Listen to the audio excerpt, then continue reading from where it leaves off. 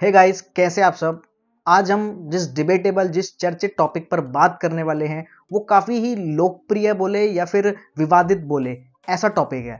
अब ये टॉपिक क्या है? देखो, 12 दिसंबर 2024 से सुप्रीम कोर्ट में सुनवाई शुरू होने वाली है। किस चीज़ की? कि जो हमारा कानून है, प्लेसेस ऑफ वर्शिप एक्ट, जो हमें मतलब हमारे जो पूजा करने के स्थान है, संस्था है, जैसे मंदिर, मस्जिद, गुरुद्वारा, कोई भी चीज़ हम बोले, वो इस कानून के दायरे में आते हैं। अब ये कानून क्या है, ये तो मैं आपको इस वीडियो में पूरा समझा ही दूंगा, पर हम बात करेंगे कि यार इस कानून को क्यों चैलेंज किया गया सुप्रीम कोर्ट में, और क्यों कोर्ट से ये बोला जा रहा है एक पार्टी की तरफ से। पार्टी मीन्स एक पक्ष की तरफ से, कोई पॉलिटिकल पार्टी नहीं, उसकी तरफ से, एक पक्ष की तरफ से बोला जा रहा है कि इस कानून को आप रद्द कीजिए। सुप्रीम कोर्ट से ये बोला जा रहा है, तो ये ऐसा क्यों है? और इस टॉपिक का सीधा सीधा कनेक्शन बोले या फिर ये सीधा टॉपिक जाता है हमारे, जैसे हम आजकल सुनते हैं न्यूज़ में कि यार इस मस्जिद का सर्वे होना चाहिए, ठीक है, आर्कियोलॉजिकल सर्वे ऑफ इंडिया को बोला जाता है, या फिर हम देखें कि इस मस्जिद के नीचे मंदिर था तो उसका पता लगाया जाए। ये बात जैसे राम मंदिर के टाइम पे शुरू हुई थी, जहाँ पे बाबरी मस्जिद था पहले, तो वहाँ से ये डिबेट शुरू होता है, ज्ञान व्यापी है। और भी बहुत सारे मस्जिद हैं हमारे देश में जहाँ तरह तरह जो संगठन है वो चाहते हैं कि वहाँ पे सर्वे हो और पता चले कि भाई नीचे क्या था। पर ये जो कानून है ना, ये इस चीज़ के आड़े आता है। अब ये कानून कैसे इसके आड़े आता है, कैसे हम सुप्रीम कोर्ट में इसे चैलेंज करके क्या बोल रहे हैं, ये 10 मिनट की वीडियो में मैं आपको समझाने की पूरी कोशिश करूंगा। और आपको ये वीडियो काफ़ी इंटरेस्टिंग एंड इन्फॉर्मेटिव लगेगी, जितना मुझे लगा। अगर ऐसा हो तो चैनल को यार ज़रूर सब्सक्राइब करना, वीडियो को लाइक एंड शेयर ज़रूर करना। एंड काफ़ी इन्फॉर्मेटिव वीडियो है तो पूरा अंत तक ज़रूर देखना। तो यार ये बात शुरू होती है याचिकाओं से। बहुत सारे लोगों ने, बहुत सारे पक्षों ने सुप्रीम कोर्ट में ये याचिका दायर की हुई है कि आप ये जो कानून है प्लेसेस ऑफ वर्शिप एक्ट 1991 का, इसको रद्द कीजिए, इसको हटाइए, ठीक है। अब ऐसा क्यों वो चाहते हैं, क्या उन्होंने दलीलें दी, ये तो हम बाद में बात करेंगे। पहले हम समझते हैं कि ये कानून कहता क्या है। तो देखो, ये कानून सिंपल से 1991 में आया था, कांग्रेस की गवर्नमेंट लाई थी, और उस टाइम पे हमारे प्रधानमंत्री हुआ करते थे पीवी नरसिम्हा राव जी, ठीक है। अब ये कानून लाने की ज़रूरत क्या पड़ी? इसकी ज़रूरत ये पड़ी कि उस टाइम पर भी, जैसे आज के टाइम पे हिंदू मुस्लिम एक बड़ा फैक्टर है, ठीक है, पॉलिटिकल पार्टीज़ के लिए भी, और आम जनता के लिए तो कम है, लेकिन पॉलिटिकल पार्टीज़ के लिए बहुत बड़ा फैक्टर है। तो जब आज अभी ऐसा ये फैक्टर काम करता है चुनाव में, तो 40 साल पहले अगर हम जाए तो ये बहुत ही बड़ा फैक्टर था, ठीक है। अब उस टाइम पर सरकार ने देखा कि यार ये मंदिर मस्जिद का बहुत विवाद है, ठीक है, और ये जो हमारा बाबरी मस्जिद डिमोलिशन था, उसमें वो केस जो है पेंडिंग था वैसे भी कोर्ट में, तो वो चल रहा था। तो सरकार ने ये सोचा कि आगे ऐसा ना हो कि हम किसी मस्जिद को, चर्च को, गुरुद्वारे को या मंदिर को हम ऐसा देखें कि यार यहाँ पहले क्या था, हमारे अंदर ये चीज़ नहीं आनी चाहिए, इसलिए ये कानून लाया गया, ठीक है। अब ये कानून कहता क्या है वो समझ लेते हैं। सबसे पहली बात, ये कानून कहता है कि जो भी चाहे, जहाँ पे मंदिर है, जहाँ पे मस्जिद है, जहाँ पे गुरुद्वारा है या फिर चर्च है, 15 अगस्त 1947 हमारी आज़ादी, इंडिपेंडेंस की डेट, ठीक है, उस दिन जो भी स्थिति थी वही मान्य रहेगी देश में। मतलब अगर 15 अगस्त को कहीं एक जगह पर मंदिर है तो वो जगह मंदिर ही रहेगी, उसके नीचे क्या था, ऊपर क्या था, कुछ नहीं देखेंगे, बस वो मंदिर है तो मंदिर की ही जगह है।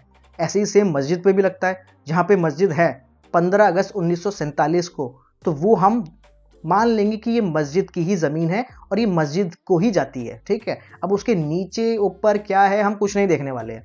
सेम ऐसे ही चर्च और गुरुद्वारा बाकी और चीज़ों के लिए भी है, ठीक है।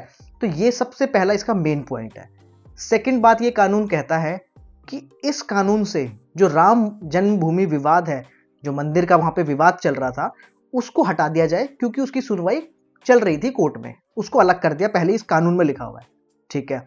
तीसरा पॉइंट इस कानून में कहता है कि देखो, 15 अगस्त 1947 तक का तो हमने डिसाइड कर दिया, लेकिन तब से लेके जब ये कानून बन रहा है 1991 में, अगर किसी ने किसी भी मंदिर मस्जिद का ये कोई विवाद है और कोर्ट में पेंडिंग भी है, तब भी उस पर यथास्थिति बनी रहेगी। मतलब उसको माना जाएगा कि 15 अगस्त 1947 को जो था वही मान्य रहेगा, मतलब उसको भी हम नहीं छेड़ेंगे।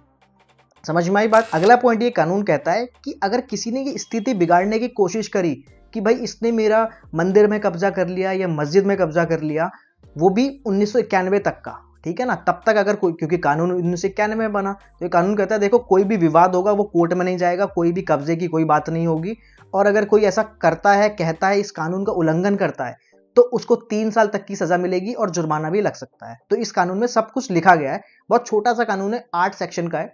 तो ये सारा का सारा मैंने आपको बता दिया कानून क्या कहता है।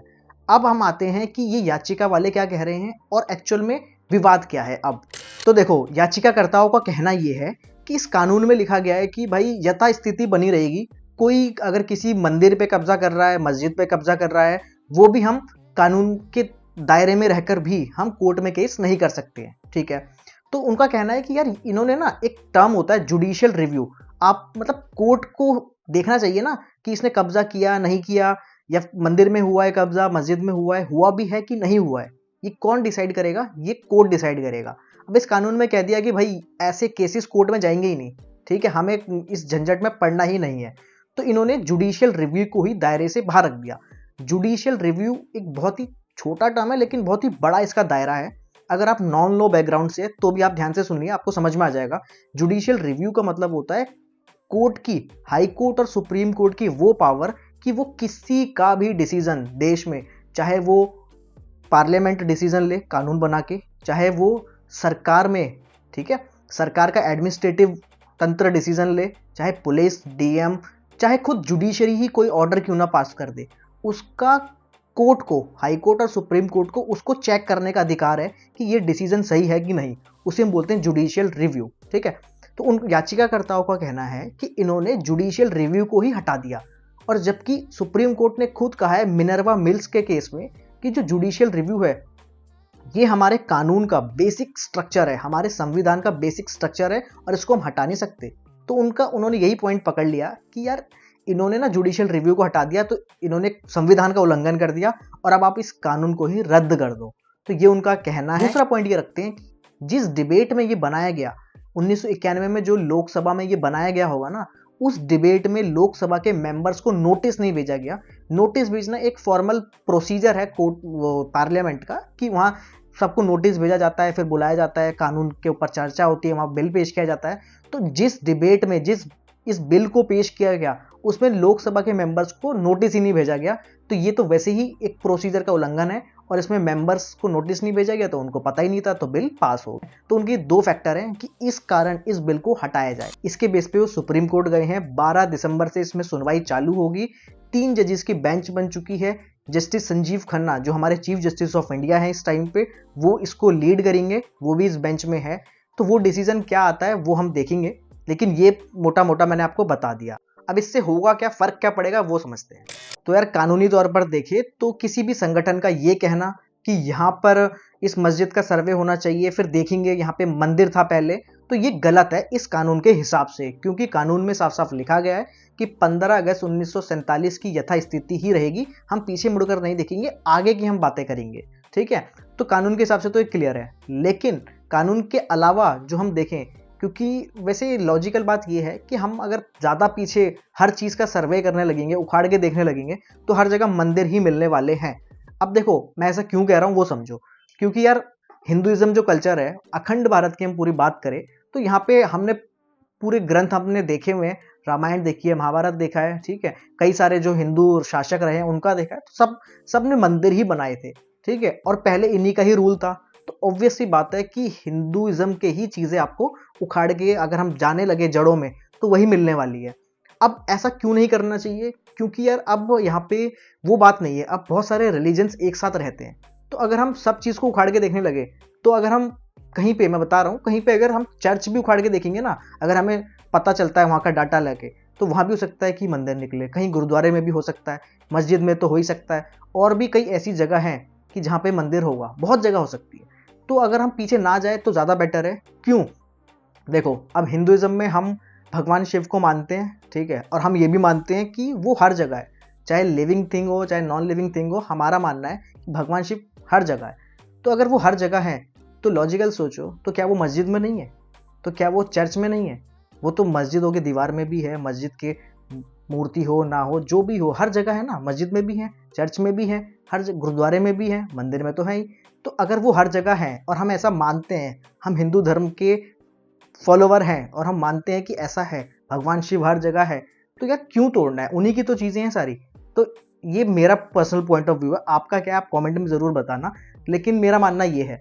तो हमें मतलब पीछे नहीं जाना चाहिए। और यही सेम बात, मतलब ऐसी बात जो हमारा राम मंदिर का डिसीजन आया था, उसमें कॉन्स्टिट्यूशनल बेंच ने भी कही थी कि हमें लुकिंग फॉरवर्ड होना चाहिए, ना कि बैकवर्ड। हमें पीछे नहीं देखना चाहिए कि क्या हो गया क्या नहीं हुआ।